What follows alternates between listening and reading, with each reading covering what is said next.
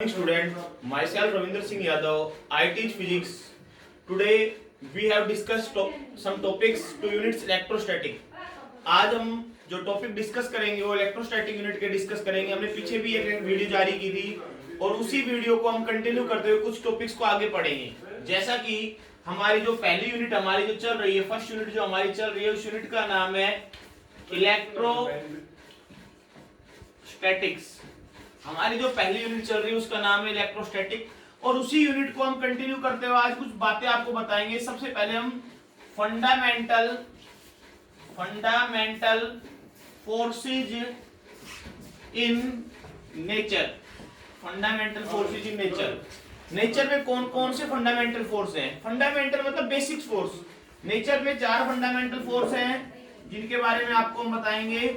सबसे पहला जो फोर्स आता है वो आता है ग्रेविटेशनल फोर्स। सबसे पहला जो फोर्स हमारा आता है उस फोर्स का नाम है ग्रेविटेशनल फोर्स।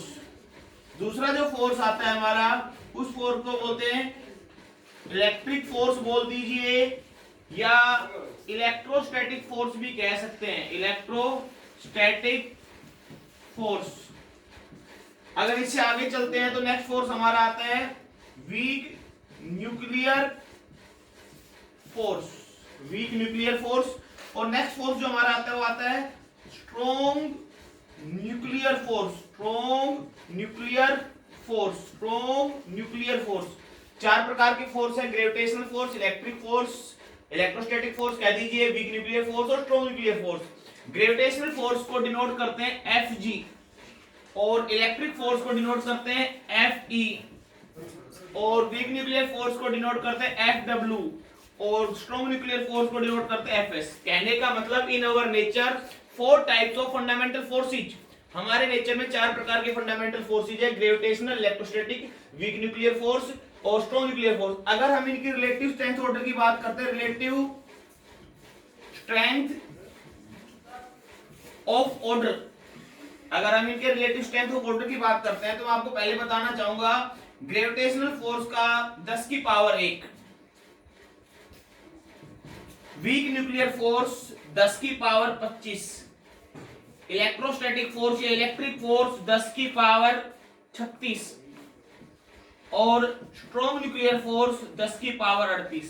मैं आपको बताना चाहूंगा, अब इसको हम ऑर्डर में अरेंज करेंगे। ऑर्डर में अरेंज करने का मतलब सबसे पहले नंबर पर जो स्ट्रॉन्गेस्ट फोर्स में आता है वो आता है स्ट्रॉन्ग न्यूक्लियर फोर्स और स्ट्रॉन्ग न्यूक्लियर फोर्स के बाद जो आता है वो आता है इलेक्ट्रिक फोर्स, इलेक्ट्रोस्टैटिक फोर्स और उसके बाद हमारा आता है वीक न्यूक्लियर फोर्स और उसके बाद आता है ग्रेविटेशनल फोर्स Fg। कहने का मतलब मेरी बात को आप समझना, सबसे ज्यादा नेचर में ताकतवर वो जो फोर्स है वो स्ट्रॉन्ग न्यूक्लियर फोर्स है, फिर उसके बाद इलेक्ट्रोस्टैटिक फोर्स है, फिर वीक न्यूक्लियर और फिर ग्रेविटेशनल फोर्स नेचर का सबसे कमजोर फोर्स है। ग्रेविटेशनल फोर्स नेचर का सबसे कमजोर फोर्स है। कहने का मतलब मेरी बात को आप ध्यान से समझना, नेचर में सबसे ताकतवर जो फोर्स है वो स्ट्रॉन्ग न्यूक्लियर फोर्स है।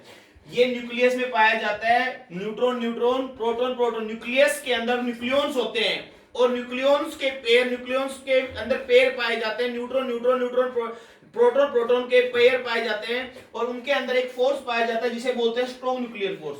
यहां से एक बात निकल कर आई। क्या निकल कर आई? आपने देखा होगा जब हम एक बॉडी को लेते हैं, ठीक है, तो बॉडी में इलेक्ट्रॉन भी थे और बॉडी में प्रोटॉन भी थे, इलेक्ट्रॉन भी थे और प्रोटॉन भी थे। भाई आपको पता है everybody made by matter, जैसा कि मैं पीछे आपको बता चुका हूं, whole universe made by charge. सारा यूनिवर्स चार्ज से बना है। ऑल मैटर कंटेनिंग चार्ज, जितने भी मैटर है वो चार्ज को कंटेन करते हैं। तो कहने का मतलब जब हर बॉडी में इलेक्ट्रॉन और प्रोटॉन है तो इलेक्ट्रॉन ही ट्रांसफर क्यों हुए उस बॉडी से प्रोटॉन क्यों नहीं निकले? मेरी बात को ध्यान से समझना कि एक बॉडी इलेक्ट्रॉन को ही क्यों रिलीज करती है, प्रोटॉन को क्यों नहीं रिलीज करती? तो इस बात को समझने के लिए मैं आपको बताऊंगा, इलेक्ट्रॉन जिस फोर्स से बंधे होते हैं वो होता है वीक न्यूक्लियर फोर्स और प्रोटॉन जिस फोर्स से बंधे होते हैं वो होता है स्ट्रॉन्ग न्यूक्लियर फोर्स।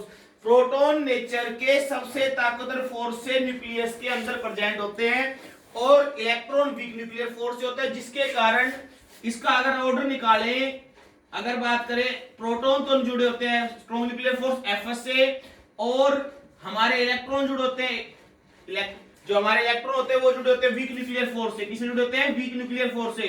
अगर ऑर्डर की बात करें 10 की पावर 38 ग्रेटर देन 10 की पावर 36, कहने का मतलब इलेक्ट्रोस्टैटिक जो फोर्स है उसका ऑर्डर स्ट्रॉन्ग न्यूक्लियर मतलब ये सॉरी वीक न्यूक्लियर फोर्स का जो ऑर्डर है वो कहीं ना कहीं स्ट्रॉन्ग न्यूक्लियर फोर्स से कम है। Strong nuclear force greater than है वीक न्यूक्लियर फोर्स से, इसीलिए चार्जिंग के दौरान इलेक्ट्रॉन ही ट्रांसफर होते हैं, प्रोटॉन कभी ट्रांसफर नहीं होते। अगर आपसे कोई पूछे what is the why electron transfer during charging, proton are not transfer during charging, आपसे पूछा जाए कि इलेक्ट्रॉन ही ट्रांसफर होते हैं प्रोटॉन क्यों नहीं होते, तो आप उसका रीजन बताओगे कि electrons are attached with weak nuclear force and protons are attached with strong nuclear force. इससे आगे हम जब चलेंगे एक नेक्स्ट कॉन्सेप्ट,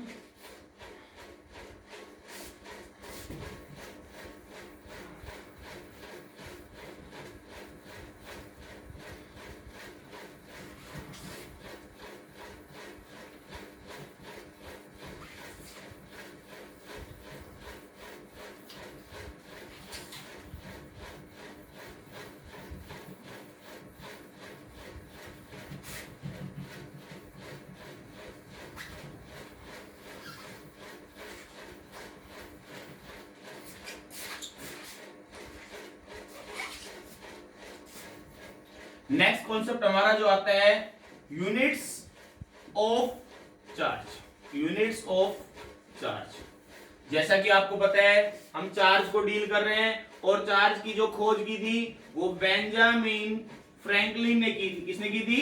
बेंजामिन फ्रैंकलिन ने की थी।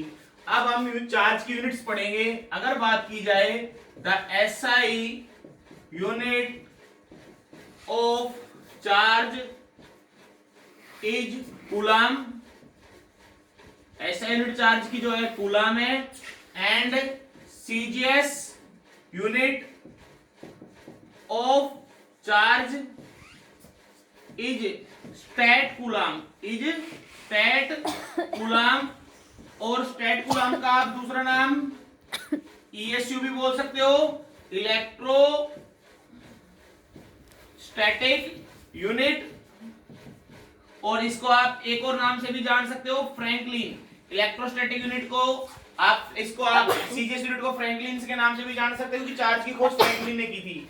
अगर बात करें पेपर में आ जाएगा, आपसे पूछा जाए define 1 coulomb, define 1 coulomb, 1 coulomb charge कब बढ़ता है?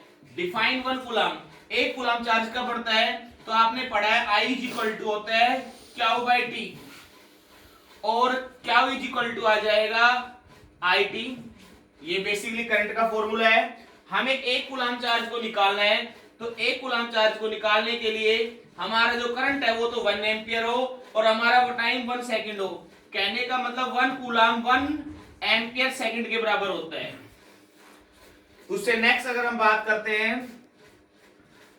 What is the biggest unit of charge, what is the biggest unit of charge? The biggest unit of charge is EMU। Charge की जो सबसे बड़ी यूनिट है उसको बोलते हैं EMU, electro magnetic unit, electro magnetic unit. Charge की सबसे बड़ी यूनिट को EMU बोलते हैं। और मैं बताना चाहूंगा 1 कूलाम में 3 इंटू 10 की पावर 9 ESU होते हैं। 1 कूलाम में 3 इंटू 10 की पावर 9 ESU होते हैं, और एक EMU में 3 इंटू 10 की पावर 10 ESU होते हैं। मेरी बात को समझना, चार्ज की जो सबसे बड़ी यूनिट है वो EMU है, इलेक्ट्रोमैग्नेटिक यूनिट। और अगर बात की जाए 1 कूलाम में कितना चार्ज होता है? 3 गुणा 10 की पावर 9 ESU, और 1 EMU में 3 गुणा 10 की पावर 10 ESU। और मैं आपको बताना चाहूंगा 10 कूलाम चार्ज 1 EMU के इक्विवेलेंट होता है। मतलब 10 कूलाम चार्ज जब किसी बॉडी पे इकट्ठा हो जाता है इसका मतलब 1 EMU चार्ज बन गया है। These are the theoretical unit of charge. ये सब चार्ज की थ्योरेटिकल यूनिट्स हैं। अब हम आपको कुछ प्रैक्टिकल यूनिट्स बताएंगे चार्ज की। प्रैक्टिकल यूनिट्स ऑफ चार्ज, हम चार्ज की कुछ प्रैक्टिकल यूनिट्स बताएंगे, practical units of charge. Charge की जो प्रैक्टिकल यूनिट्स है उनके बारे में हम डिस्कस करेंगे। तो मैं आपको बताना चाहूंगा चार्ज की जो प्रैक्टिकल यूनिट है वो कौन कौन सी है। चार्ज की जो प्रैक्टिकल यूनिट है वो है फैराड।